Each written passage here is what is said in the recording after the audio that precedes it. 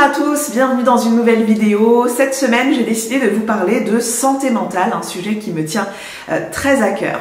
Saviez-vous que les troubles mentaux représentent le premier poste de dépense du régime général de l'assurance maladie et c'est avant les cancers, avant les maladies cardiovasculaires et que ça représente plus de 23 milliards d'euros dépensés. Saviez-vous aussi qu'en 2021, 64% des Français ont déclaré avoir ressenti un trouble, une souffrance psychique et que parmi eux, 75% ont moins de 35 ans.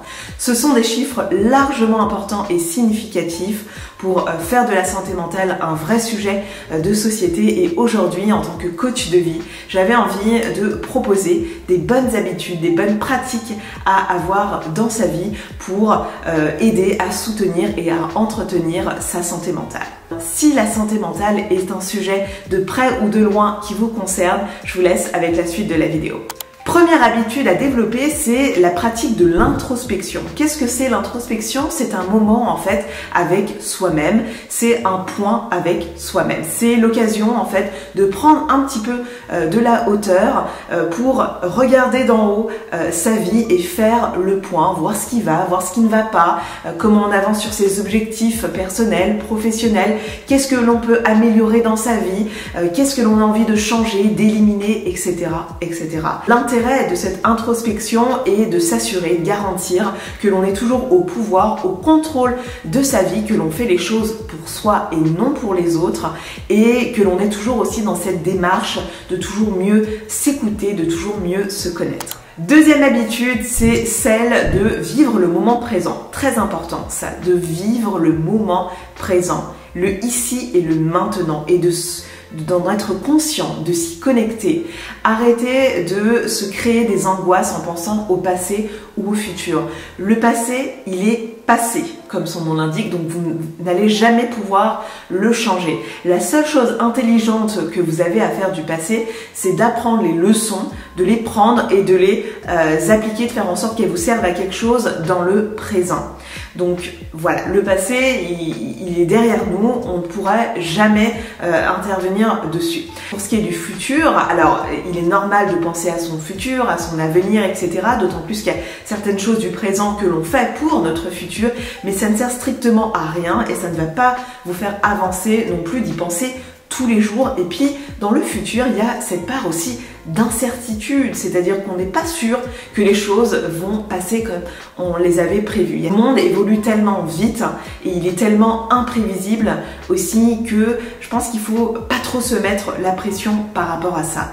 La seule chose qui est en votre pouvoir à ce moment-là, c'est le présent. Donc vivez votre instant présent, vivez le moment présent, ressentez les choses, les émotions, l'environnement, les relations, etc.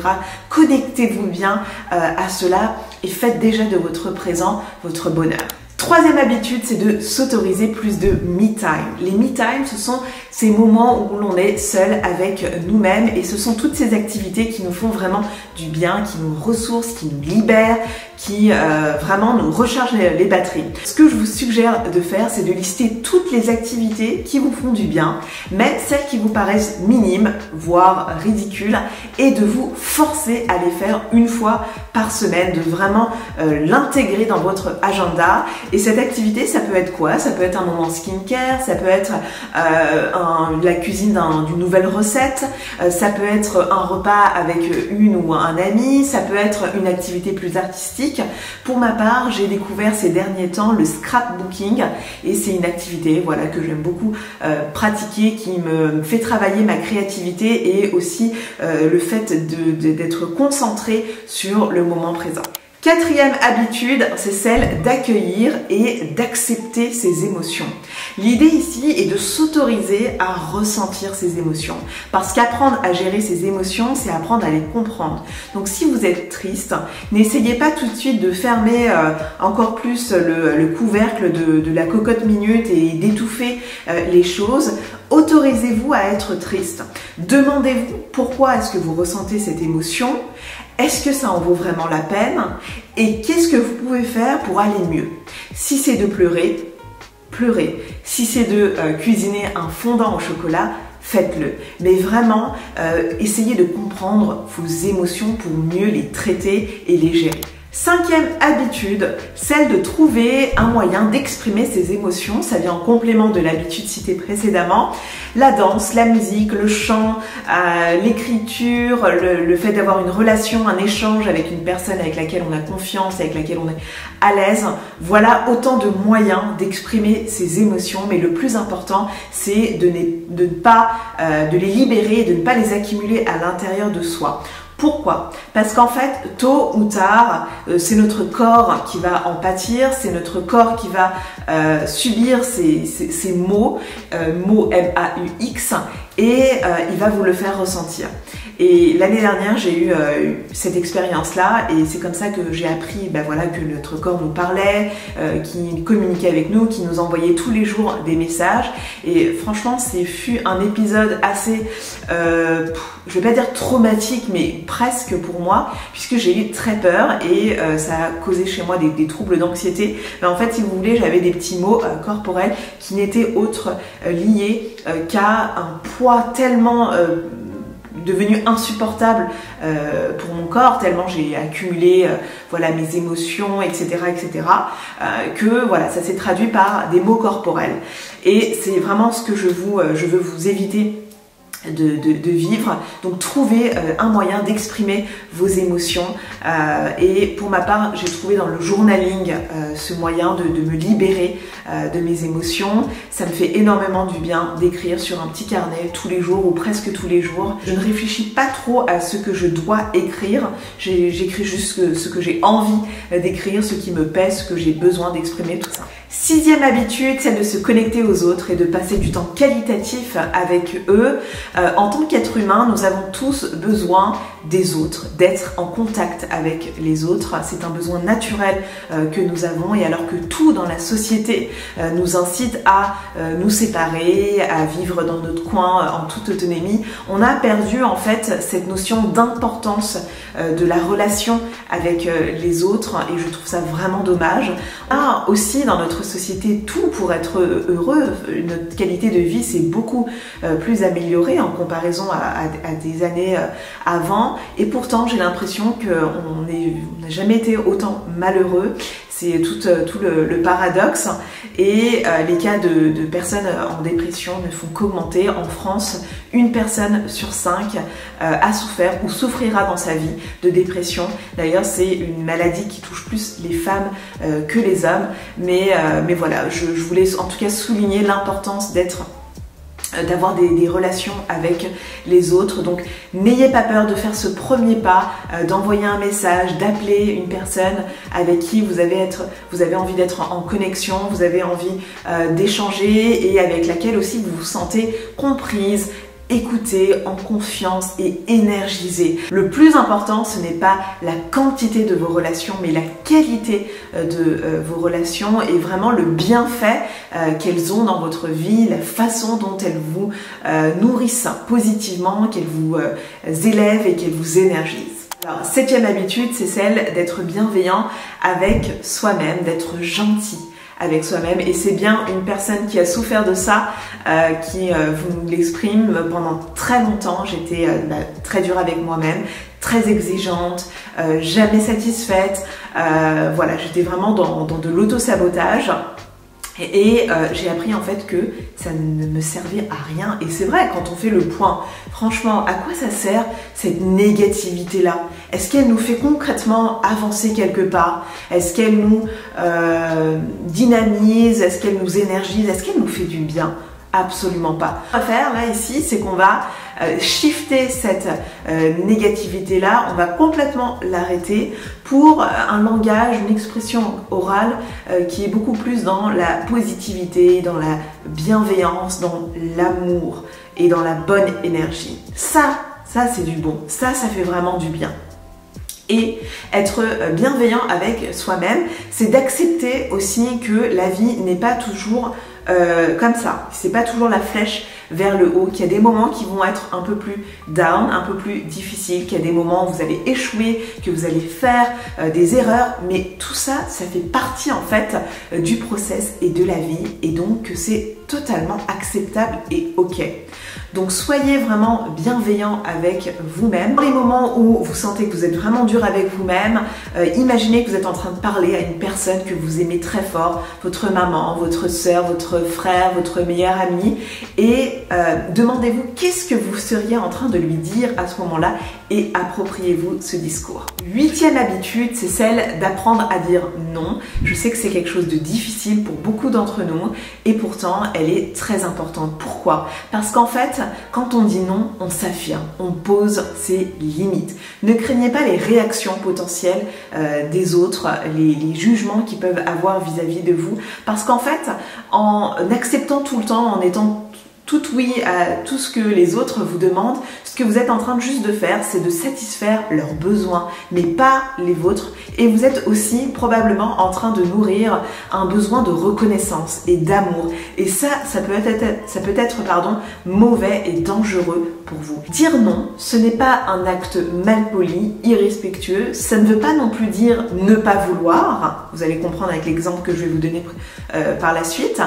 C'est juste en fait faire passer son besoin, son envie en priorité pour plus de bien-être personnel et plus de légèreté. Je vais vous faire aussi une vidéo à ce sujet, comment apprendre à dire non. Pour vous donner un exemple qui illustre bien que le non, c'est pas forcément un non radical et ça ne veut pas forcément dire que l'on n'a pas envie. C'est par exemple dans un contexte professionnel, votre patron, votre manager vient vous voir, vous demande est-ce qu'il serait possible, s'il te plaît, pour toi, de préparer en priorité le dossier de ce client pour demain. On va rentrer en négociation avec lui prochainement et j'aimerais que le dossier soit prêt pour demain. Vous lui dites « Ok, très bien, j'ai bien reçu votre demande, je l'ai bien comprise.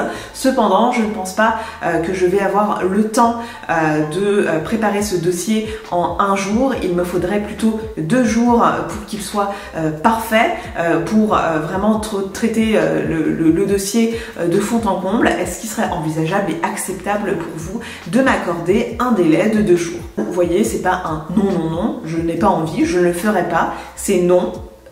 Pour tout de suite, mais c'est oui pour plus tard.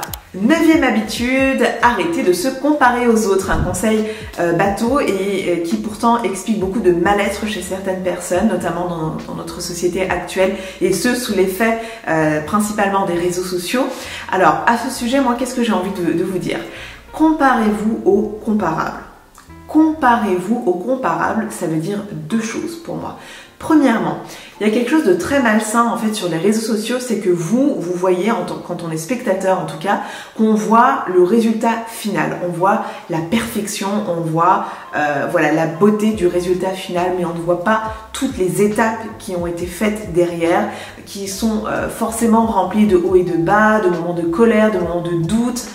Pour être créatrice de contenu, je peux vous dire que c'est pas tous les jours drôle, ce n'est pas quelque chose non plus de facile, il y a plein de complexité derrière, et puis il y a peut-être aussi la personne qui n'est pas forcément comme elle se montre et qui a juste en fait envie de dégager une image positive parce que c'est ce qu'elle veut diffuser, mais faut pas non plus s'arrêter à ça.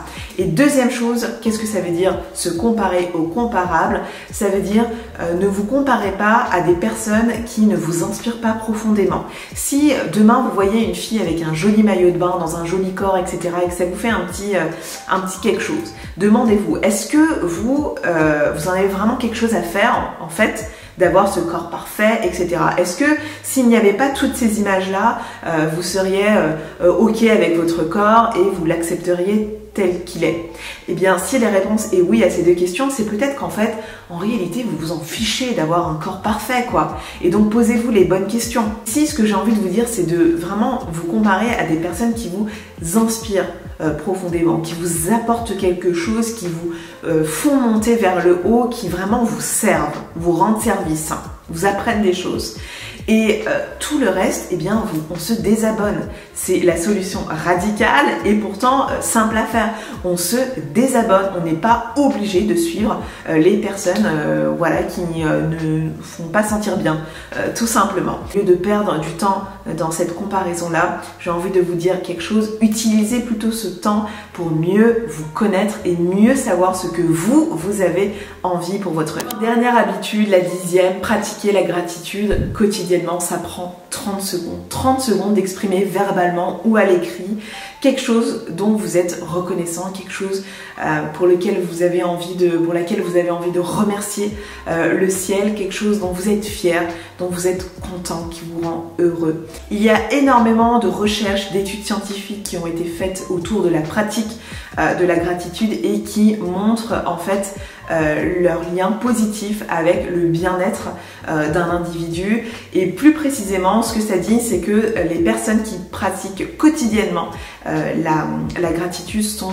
en meilleure santé physique et mentale, et leur optimisme aussi est meilleur, et puis aussi leur sommeil. Je vais vous lister quelques bénéfices justement de la gratitude qui vont très certainement vous donner envie de la pratiquer. Réduction des symptômes dépressifs, sommeil amélioré, meilleure santé cardiaque, booste l'humeur et améliore les relations, réduction des émotions toxiques, améliore l'environnement de travail et notamment la productivité, et facilite la gestion des moments difficiles. Et voilà, il suffit vraiment de pas grand chose pour la pratiquer. Ça peut être juste un petit stop, une pause de 30 secondes. Ça peut être au moment de votre méditation. Ça peut être en écrivant quelque chose sur un carnet. Voilà pour cette vidéo, j'espère vraiment qu'elle vous aura plu, qu'elle va vous servir. N'hésitez pas à la partager, en tout cas à toute personne qui en ressentirait le besoin dans votre entourage. En tout cas, c'est très important et crucial de développer des bonnes habitudes parce que ça crée cette base solide pour développer une bonne santé mentale, physique, émotionnelle, spirituelle, et ça compte vraiment beaucoup pour votre bien-être et votre épanouissement personnel. N'hésitez pas à me retrouver sur Instagram, sur TikTok aussi, tous les liens sont dans la barre d'informations. Je vous retrouve la semaine prochaine dans une nouvelle vidéo, prenez soin de vous.